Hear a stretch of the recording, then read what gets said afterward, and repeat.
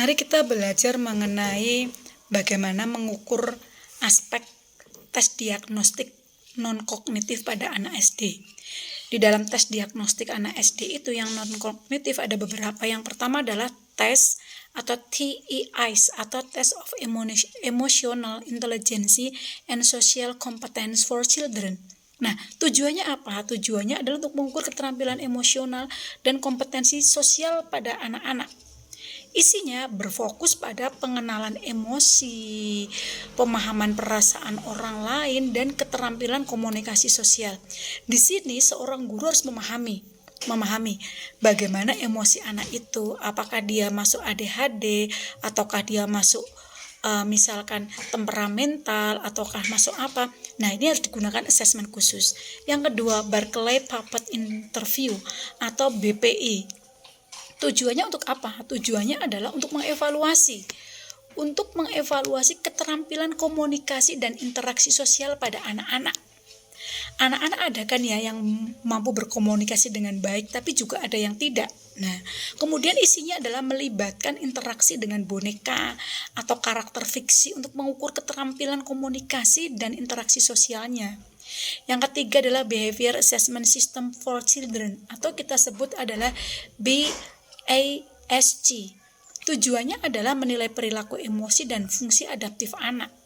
Isinya terdiri dari berbagai skala yang mencakup aspek-aspek seperti kecemasan, depresi, hiperaktivitas, dan hubungan sosial.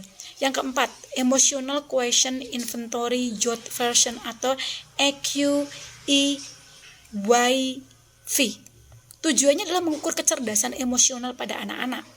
Isinya melibatkan pertanyaan tentang aspek emosional seperti pengenalan emosi, kemudian selanjutnya adalah pengelolaan stres dan hubungan sosial. Dan yang kelima adalah Social Skill Improvement System atau kita sebut SSIS. Tujuannya adalah untuk mengukur dan mengembangkan keterampilan sosial anak.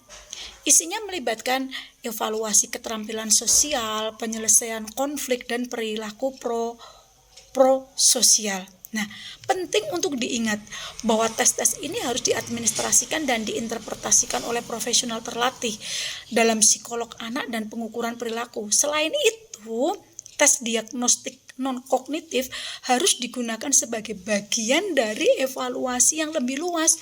Untuk apa? Mendapatkan pemahaman yang komprehensif menyeluruh tentang kebutuhan dan kekuatan anak. Saya ulangi, tentang kebutuhan dan kekuatan anak. Sebelum menggunakan tes diagnostik apapun, disarankan perlu berkonsultasi dengan ahli psikolog atau konselor sekolah untuk memastikan pemilihan dan penggunaan tes yang sesuai dengan tujuan dan kebutuhan spesifik anak-anak tersebut. Kata kuncinya adalah tujuannya apa, asesmen yang digunakan untuk apa, terus hasilnya untuk pemetaan kebutuhan dan kekuatan anak. Semoga informasi kali ini bermanfaat. Sampai ketemu lagi dengan informasi yang lainnya.